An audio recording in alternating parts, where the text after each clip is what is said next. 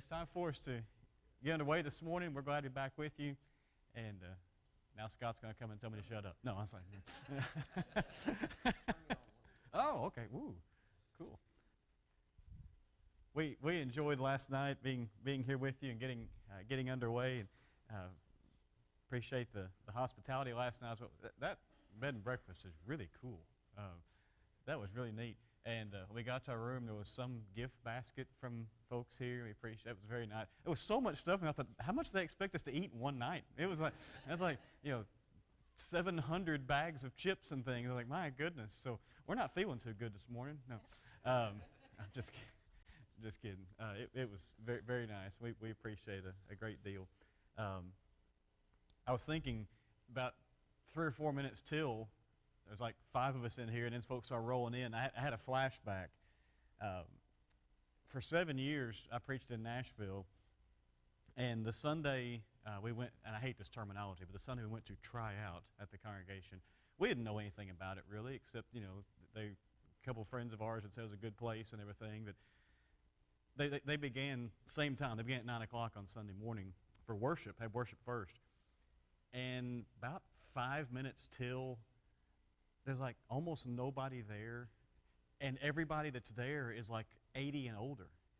And we had heard this congregation was like 300 people, and we're going, okay, we've been lied to by people we love a great deal. And all of a sudden, you would have thought like a subway let out at the front door. Here came all the families of kids. Hey, good to see you. Like, these are our folks. This is great. It's like, so it's about 3 or 4 minutes till 9, the back doors open. About 10 of you came in all at the same time. And I was like, flashbacks to Nashville. We're glad you're here this morning. And we got underway last night. We want to begin this morning with a lesson. I'll go ahead and warn you.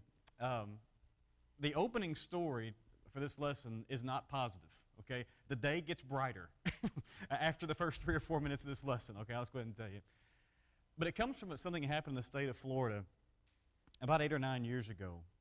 There was a 12-year-old girl in the state of Florida, middle school student, who took her own life. And when the police and others were investigating, working on trying to figure out what happened and all those sorts of things, what they pieced together was that she had taken her own life mostly because she had been bullied online by fellow students and just couldn't take it anymore, and that's how she ended her life. What was even sadder, if it's possible, more shocking maybe is a better way of putting it, is when the news began to come out that this girl had taken her own life, one of the girls who had bullied her actually wrote on the girl's Facebook page, and I've cleaned up the language, "Yes, I know I bullied," girl's name, "and she killed herself, but I don't care." Now, here's why I tell that story. Even though this is a few years ago, you may remember this story, even though you don't live in Florida, you don't live anywhere near Florida, because in some follow-up meetings, some things were said that actually began to make, not necessarily like the evening news lead story, not that sort of thing, but you would see the headlines every once in a while from some follow-up meetings that the police had with the school system, with parents in the community, and from everything I've ever read, the police did as well as they could as far as, comforting families, having meetings, and those sorts of things. But what made sort of, again, not huge news, but just made headlines every so often here and there following that up, was that there was a sheriff from that county, Polk County in Florida. There was a meeting of 120 people, mostly parents, and at the meeting, that sheriff tried to summarize to the media what had occurred, and he said this. He said, "We must listen to our children, we must talk to our children, we must give them an opportunity to open up." But when he talked to the parents is what made the headlines. He actually had the guts to tell the parents, we have to be parents first and not friends. What's amazing to me is that made the news. That someone saying that was newsworthy. But it is. That's a rare thing to say. Now, I am not saying that we shouldn't be friendly to our kids. Of course, right? But a whole lot of us, and I struggle with this too, want so much to get along with our kids that we try to have them as friends first instead of a parent-child relationship. And what I want to do this morning to just begin our day and kind of get our minds all going in the same direction. This is kind of an overarching lesson that just deals with some basics about having a Christian home. The actual name of this lesson is How to Build a Christian Home and Not a House. And the reason is you don't want me building anything that's actually physical because it wouldn't last.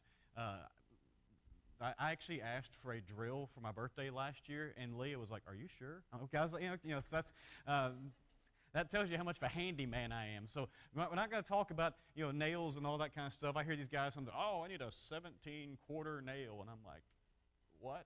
I just want a nail. Just give me a hammer. Hopefully I don't tear my thumb off while I swing the hammer or whatever. But we can look at some principles from God's Word, from experience, and just from knowledge to help us build a Christian home. And using the image of a house, we can piece some things together. First of all, consider this. If we're going to build a Christian home, the foundation must be on Jesus Christ. In fact, the foundation must be Jesus Christ.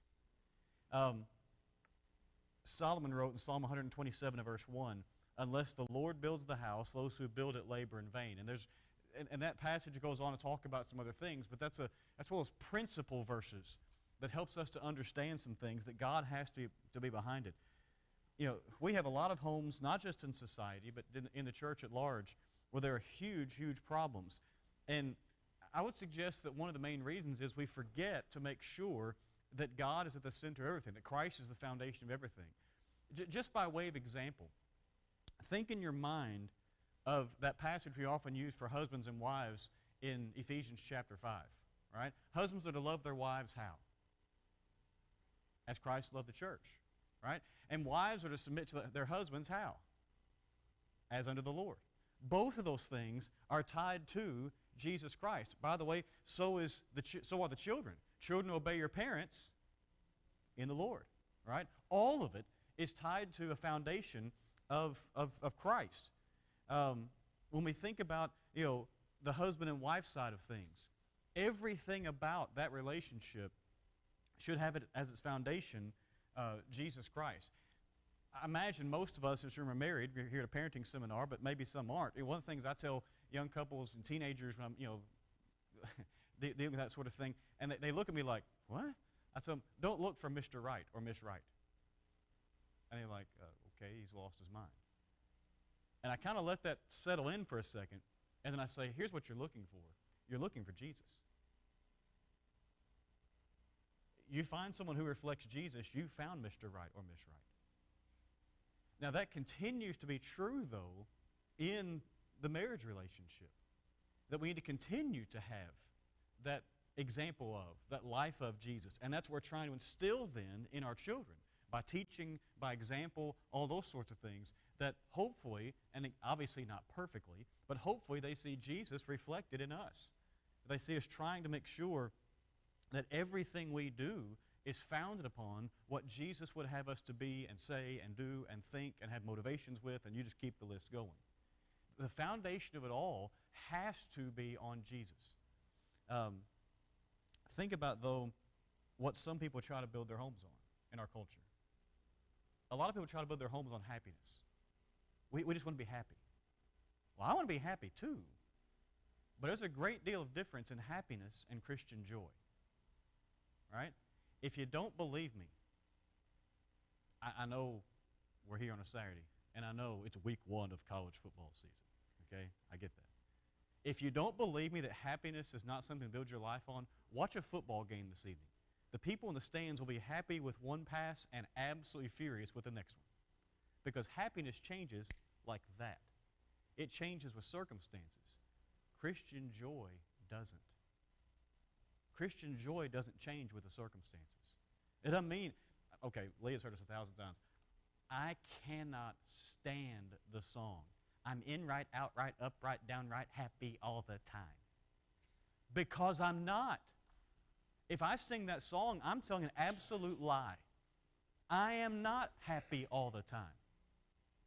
but I can be joyful all the time because it's built upon a foundation of Jesus. How many people in their homes make the foundation the children? You may know families like that, where everything is about the kids. Now, does that mean we shouldn't be caring for our kids? No, we're having a parenting seminar. We're trying to do better with that. But sometimes we build everything on the kids. We put so much pressure on the kids to be the center of everything. That's dangerous. For one thing, they're not supposed to be in charge, but also we shouldn't make every decision on, well, we just want the kids to be happy. Can I just tell you? It's not a good thing if our kids are happy all the time. It's not. They need to learn how to deal with difficulty and struggle. Now, it doesn't mean we should say, all right, let's go out and do something terrible so our kids learn how to deal with it. No, but it also means we don't just shield them from everything negative in the world. We help them to work through and think through and pray through those things. And sometimes homes are built on self. How can this fulfill me? That's a scary question to ask. When I do premarital counseling, which I haven't done often, but I listen for that. I really do. Well, I'm getting married because it's going to do something for me. Well, yeah, but what are you going to give? And all of that plays into the idea the foundation is not really about the people. The foundation is on Christ. But if you just have a foundation, you don't have much of a house. So let's build up. I don't know much about construction, okay? But I do know the house is probably going to have 4 walls. Okay, I at least know that much. You can have more, I get that, but at least 4. So let's build 4 walls in our house. Wall number 1 is a covenant. Now, this is a parenting seminar, so we won't take a whole lot of time on this one because this really deals more with the marriage than it does the parenting side of things. And we talked about it last night for a few moments anyway. Marriage is a covenant relationship. I want to mention this, though, in this setting, even though it's a parenting seminar, because when the husband and the wife really see their marriage in that way, it strengthens their parenting as well. When the children, as we talked about last night with the guys, when the children know Dad is going to be here, no matter what happens. Mom is going to be here, no matter what happens. That makes a huge difference in the security of those children, in the trust of those children. And so seeing that marriage then as a covenant, and you think about, traditional wedding vows. Again, I'll move on in a minute because this is a parenting thing, but this is super important for us. You think about those traditional vows, in sickness and in health, right? It means just that. I like the health part a whole lot more, all right? But there are going to be times where there's sickness. For richer or for poor, means just that. There are times where you look at your bank account and go, wow, we can actually afford to go out to eat. It's wonderful. And I still remember the day very, very well. In fact, it was in Haleyville, Alabama. I could take you probably within about 2 square feet of where it happened because it hit me so hard. When Leah and I, for a good thing, we were paying off some debt, doing other things, but we looked and realized we have $8 to our name. 8. That's kind of a frightening feeling. But we weren't going to go anywhere. We couldn't afford to. No. Some of you will, it's too early. I know, I got it. Some of you will get that at lunch and you'll choke on your Subway sandwich. I'm sorry. But that's not what defines things because we made a covenant. Those simple words, I do, mean just that. That's wall number 1. Number 2, the wall of trust. The wall of trust. Kids need to know that mom and dad trust each other, and kids need to know that what they share, what they do, can be trusted with their parents. Now, some of you are going, we're raising teenagers, they don't tell us anything. We get it. 17 and 16 are our kids. Okay, there are times I'm thinking, do we even have children? Haven't heard from them in a week and a half. They're very quiet sometimes. But trust needs to be just constant in the home. It can be broken. That's happened in our marriage before, our family before, where we've said something, done something to break trust for a while. It can be rebuilt. It takes a long time. But the idea that trust is there is one of those things that makes the home secure. When a child really struggles with something, and it could be something, frankly, that's not that big of a deal, or it could be something that's huge.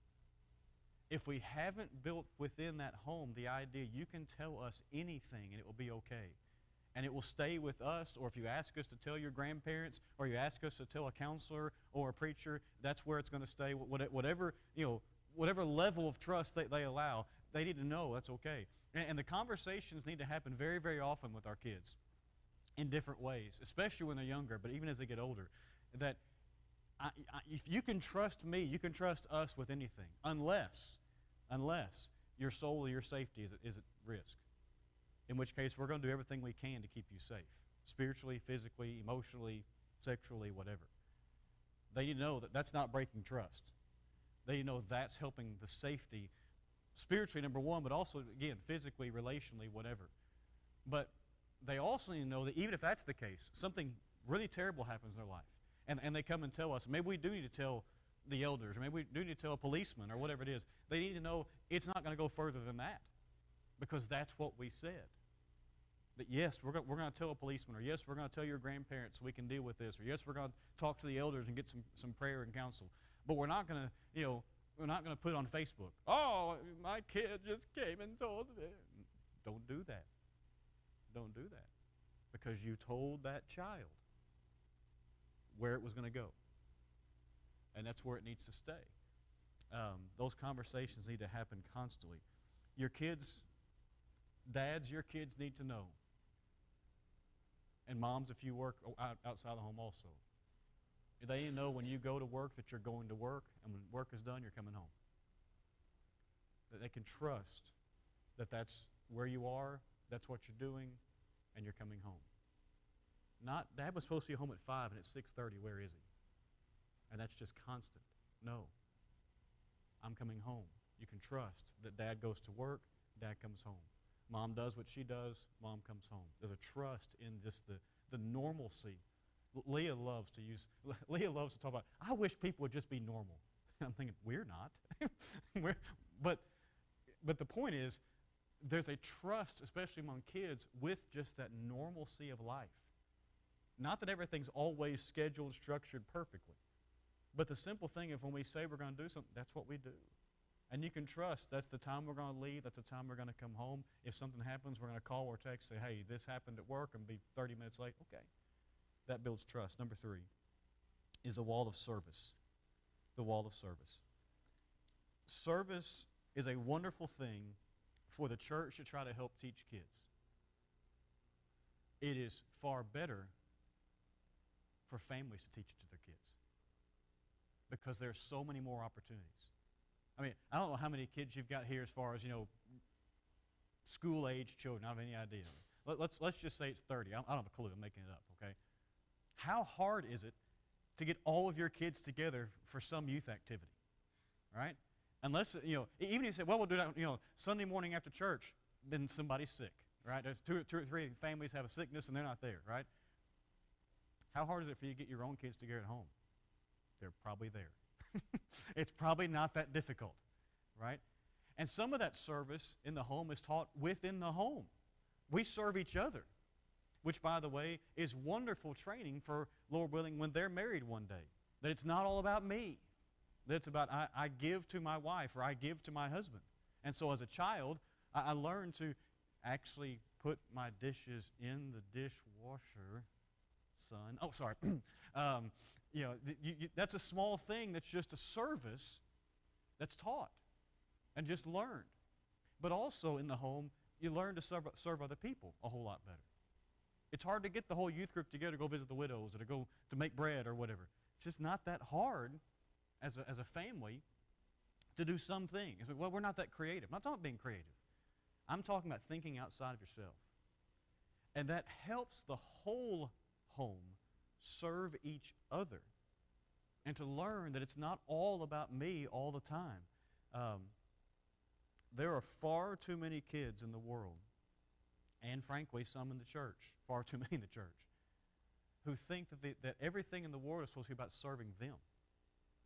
What can I get? What can I gain? What can you do for me? If we are raising children that way, I'll just say it, we are not raising Christian children. Because the whole of Christianity is not what can I get, what can I gain. The Christianity is what can I give? Who can I serve? How can I serve God by serving you? Right? When Jesus was asked what the two greatest commandments were, neither one of them that he gave the answer to was, you're great. That's just not, it wasn't the answer. It was love God and love others. Love your neighbors yourself. It's all about giving, serving. Wall number 4 is communication. And you may think, oh, this is a preacher and he's doing a seminar. He's great at this. No, he isn't. He's a guy. Communication in the home is extremely important, and what's weird is it's often extremely difficult. I mean, you read enough, psychologists, psychiatrists, marriage counselors, those kind of people. You read enough of them, and basically one of the things you get is part of what makes it difficult in the home is we know each other so well. It's almost as if you know each other so well that you're afraid to say anything because you know by saying this, they'll know you even better, and I'm not sure I want that too much. I don't want them to know this weakness that well. I don't want them to know this difficulty that well. I better just say, and stereotypical, I'm a guy. Give me the facts and move on. Right? But the communication has to happen also with children. When they're little and they're trying to tell you about some really dumb computer game that you don't care about at all, that matters to them. And that's a cry, quote unquote, not just for attention, but for trust. If I can trust mom or dad to listen to this, what I'm saying about this musical artist whose name I can't even pronounce, then I can probably trust him with something stronger, something deeper. By the way, for the marriage relationship, that's also true of husbands and wives. Wives, you may not care about sports at all or about hunting at all or whatever, but why do you think your husband wants to tell you the score of the game? It's because he's seeing if he can talk to you about something that really is not that important. So that when something that's hugely important comes into his life, he knows he can talk to you about it. That's why he's doing it. You don't care that the Yankees won last night. Yes. If you're not a Yankees fan, we'll have a baptism later. Just kidding. I'm related to Don Mattingly distantly, so when I was a kid, that's all that mattered to me. He was the Yankees' first baseman when I was a kid. He's my mom's cousin's sister. That's his aunt. When you're 8 years old, that's my older brother. Okay, it's all that matters. So I'm a Yankees fan because of that. But and they're terrible. Anyway, but you may not care, but you don't care about the Yankees fan for sure. But that's why he's doing it. The same is true of your children. And yes, I just called your husband a big kid. But that's why your kids do that. They're often telling you something that really is not that big of a deal, and they may even know it's not that big of a deal. But if they can trust you with that, they can trust you with something bigger down the road. And then bigger than that down the road. And it just builds upon itself. So, you've got those 4 walls. You may think, you forgot one. I mean, you're a preacher, and this is a parenting seminar in a church building and all that stuff. You didn't talk about love. Yeah, I did. All 4 of those are how love are expressed. You think in your mind's eye about 1 Corinthians chapter 13, it doesn't just say love is love. It says love does these certain things, and love feels these certain ways, and love acts in these certain ways, and love has these certain characteristics. All these walls that we're building are really walls of love that show themselves in things like communication, in things like trust, in things like having that covenant, in things like service. And so that's what surrounds that Christian home. So you got a foundation, Jesus. You've got walls around you, but there's nothing over your head. That's not a very good house. The roof is prayer. That covers everything in the home. You think about the command that Paul gave in 1 Thessalonians chapter 5 and verse 17, to pray without ceasing. Can I just admit to you, that's one of the hardest commands in the Bible for me to follow. And I don't know if it's because I'm a guy. I don't know if it's because I'm busy. I really don't know what it is. But sometimes I get the mindset of, well, if I take the time to pray about this, I could be working on it. Right? I mean, I could be solving this, or I could be taking care of it, or the time I spend, in prayer is time I could be spending talking to, my wife about taking, or whatever. But that's a command from God. If I may change the terminology a little bit, just to be constant in prayer. That should also be true in our homes, and it should be true in two different ways. One, I need to pray with my family. This is not one of those things that's a right or wrong thing. So don't get mad at me or whatever. You're already mad because I'm a Yankees fan, so I'm ready for it. But this is not one of those you're going to heaven or not if you do or don't do this. But I have noticed, and I'm not a great people watcher, Leah will tell you that, but I have noticed in the last, 2-3 years or so, when we go out to eat, which is frankly not all that often, how few families I see praying together anymore. I've kind of started watching for that a little bit. And I don't know if that's just a cultural thing. I have no earthly idea exactly. But it used to not be that unusual to see a family, even if somebody wasn't actually audibly saying their prayer, just to kind of stop for a second, everybody kind of bow their heads and knew what they were doing, and they kind of lift their heads back up and start eating. Next time you go to a restaurant, just look around. And as people come in and out, just watch. It probably will never happen. Now, I'm not saying, again, that's a right or wrong thing. But I think it exemplifies the bigger issue that as families, we don't pray together very often. Do our families, do our children hear Daddy pray at the dinner table or the breakfast table or before we go to bed at night or before we go off to school in the morning or whatever it is, whatever works for your family as far as timing? There is time each day. It doesn't have to be a 75-minute prayer. It could be 2 or 3-minute prayers. But we pray together as a family to begin our day or before a meal or before bedtime or whatever. Pray with our family, but obviously the other is to pray for our family, specifically. God knows what's going on in your home, obviously. But when's the last time He heard you take the names of your own children before His throne? Specifically.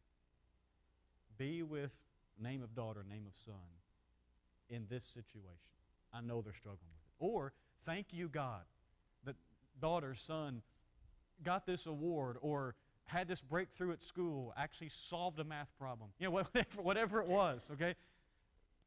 Pray for your family. Cover everything with prayer.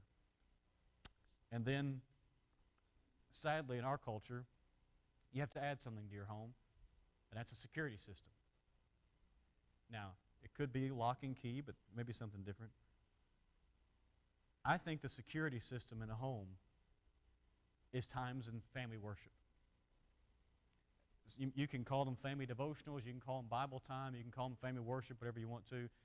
You're not going to find a Bible verse that says, thou shalt have family devotionals. It's just not there. Okay? When I was growing up, I think we had like 2 the entire time I was growing up. And I think I turned out okay. Leah may disagree, but I think I turned out all right. But if we're going to do the best we can do as far as trying to raise our children, some of the best things we can do is fairly regularly sit our families down and do something spiritual together. Now, I've done lessons before. In fact, I was asked one time to do a lesson at the Freed-Hardeman University lectures on having family devotionals. And I'm thinking, who at the Freed-Hardeman University lectures is going to come to this? And what was interesting was most people in there were like 75 years old. And I'm like, okay, what am I going to tell these people who are like great grandkids or something? But they were wanting resources to teach their kids or take back their congregations. But when people hear something like family devotionals, family worship, that sort of thing, here's the picture they get if you've never done it before. They get a picture of, we have to get our 3 kids, our 4 kids together, and they have to sit on the couch perfectly and say, "O Father, we cannot wait as thou expound unto us the blessed details of Ezekiel for the next 45 minutes as we sit perfectly and as we listen and take notes with highlighters so that we may better serve our Lord after these 45 minutes are complete." And then they think of their own family and they go, that wouldn't happen as long as we live. Okay? No, it won't, because that's not what we're talking about. We're talking about literally 5 to 10 minutes doing something spiritual. Sometimes, our family tradition for years, and I really don't know where it came from, it's how it developed. One of ours, every Saturday night when the four of us are home together, our family Bible time is we just sing. It's kind of a way to prepare for Sunday morning. We each pick a favorite song, maybe two, and we sing, and that's it. And sometimes even that is like, kids, you're 16 and 17 years old. What is wrong? Okay, what song would you like to sing? I don't know. Like, you don't know we're going to do this. We've done this for like 12 years. What in the world? Okay. I also would make the suggestion, if at all possible, this combination is huge. Dads, lead the devotionals, but mom, please help him find materials. A lot of dads would step up and do a small talk, a small devotional, a small craft, or whatever. But a lot of times their minds, guilty as charged, don't work that way. Moms, you're the ones on Pinterest. We can't spell Pinterest. Okay? I think Pinterest is spelled Instagram. I think that's how you spell it. But you're the ones who can find, how to tell a 6-year-old about Noah and the ark a whole lot better than he can. All right? Build him up by giving him a Bible story book, a craft, a worksheet, something where then he feels confident. And dads, by the way, if you can't think of anything else to do, trust me on this one. Open your Bible to your favorite psalm and read it to your kids. You've done more when you do that than 99% of dads have ever done. But it's a security system because our kids know this is not just a Sunday thing. That the idea of worshiping God, obeying God, living for God is a constant. And it looks, I used to talk about this, say, it needs to be in the evening. Well, no, that's not true. You may work shift work with a very odd schedule. Yours may, for a few years actually, 2 or 3 years, we did our family Bible time at breakfast because we were actually all together. I was in youth ministry at the time. I was leaving youth ministry and getting into pulpit work, but evenings began to fill up constantly. And the kids were still young enough that they went to bed at, before 10 or 11, or 10 o'clock or whatever. And so we actually knew we're going to be together at breakfast time. So we'll read the Bible at breakfast. Whatever works for you, take the time to do it. And it doesn't have to be anything deep. But what a wonderful thing to do. If nothing else, turn off the ball game at halftime and do it then. It's amazing how much time we actually have if we look for it. So we've got a foundation. We've got 4 walls. We've put a roof. We've even taken the extra expense and put a security system. But there's one thing that I want to close with that we have to add to the house, to the home, and it makes all the difference. And it actually goes back to what that sheriff said in that Florida county those years ago. And it also circles back to the 127th Psalm. We mentioned how that psalm begins, unless the Lord builds a house, those who build it labor in vain. But later in the psalm, written by Solomon in verses 4 and 5, he said, like arrows in the hand of a warrior are the children of one's youth. Blessed is the man who fills his quiver with them. He shall not be put to shame when he speaks with his enemies in the gate. That picture of the arrows, the quiver, the archer, that sort of thing, brings to mind that our children are going somewhere. And so we have to add to our homes is a front door. Because one of these days, they're not going to be there anymore. For us, that's getting really close. We've got a senior in high school and a junior in high school. If the normal arc of life is fairly normal for us, that's getting close. But the reminder of the fact that they're not going to be there forever reminds us, I better be aiming them somewhere. Like arrows in the hands of a warrior. If I'm not aiming them toward God, then by definition, I'm aiming them away from God. I'm just spraying arrows. We must take the time to make sure that we realize that one of these days, cry every time I do this, one of these days, they will walk out that front door for the last time as a resident of that house. And only then will we know if what we've done has really laid a foundation in their life. Now, you say, wait a minute. We did everything we could, and we've got grown kids, and they're not faithful to the Lord. They don't go to church or everything.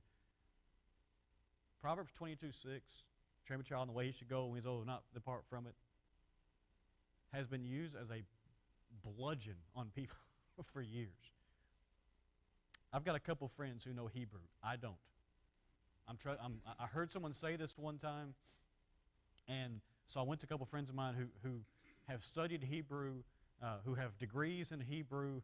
I can barely spell the word Hebrew, so I'm trusting them. And I said, here's what I heard. Is this true? And one of them said yes. The other one said, let me study it, get back with you a few days, and get back. And he said, it's possible. Here's what I heard and what they said is possible. That verse, train up a child in the way he should go, is old, not depart from it, can also be translated. Are you listening? Train up a child in the way he should go, and when he is old, it will not depart from him. Do you see the difference in those things? For one thing, it's a proverb, a statement of general truth. But if it could be translated that second way, what a comfort for parents. That child may grow up and may leave the church, may leave the Lord, may become an absolute reprobate. But what you've done has not left him. It's still up there somewhere. Because you've taken the time, you've made the effort, you've prayed, you've given everything you could. And that child, for whatever reason, decided not to take it. But it's still up there. But all of that begins with the foundation of Christ, with having the walls to protect our home, with praying constantly to make sure that God is regular in our home, by securing our home, by talking about the Bible all the time, and then by putting the front door, by realizing that one of these days they're going somewhere, and we better be aiming in the right direction. We've got about 20 minutes until the 10 o'clock session. Some folks are still going, it's early. I know it's Saturday, but we'll take a little bit extended break here. The next session is breakout, correct? Yeah, so the ladies will be in the multi-purpose room, guys will be in here, and we're done. We're free to talk or whatever for about 20 minutes. We'll start at 10 o'clock with the next two sessions are breakouts, 10 and 11. So, and then lunch. Everybody's like, that's why we came. All right. Thank you this morning.